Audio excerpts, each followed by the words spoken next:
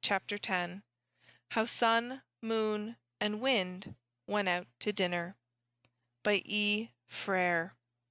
One day Sun, Moon, and Wind went out to dine with their uncle and aunt, Thunder and Lightning.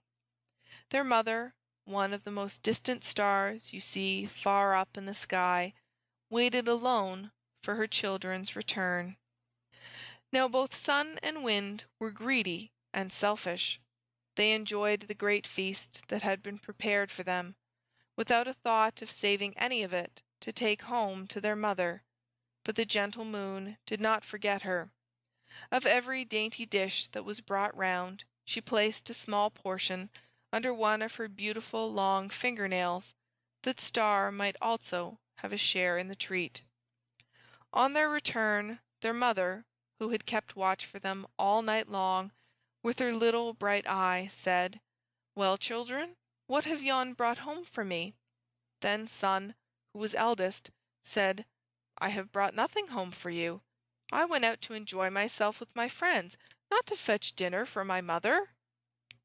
And Wind said, "Neither have I brought anything home for you, mother. You could hardly expect me to bring a collection of good things for you, when I merely went out for my own pleasure."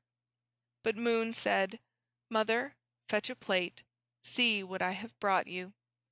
And shaking her hands, she showered down such a choice dinner as never was seen before.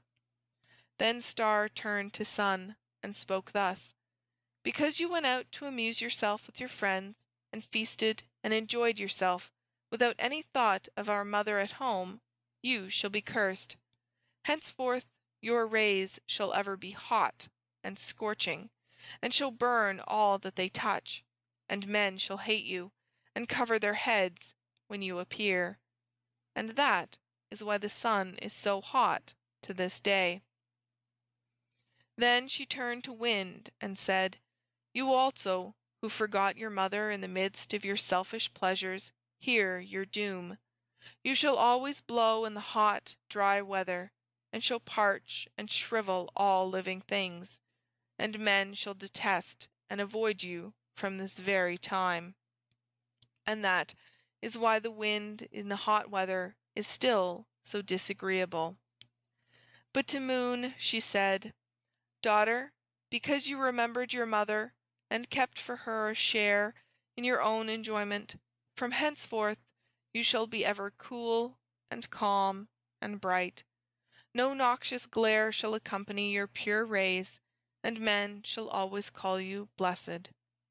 And that is why the moon's light is so soft and cool and beautiful, even to this day.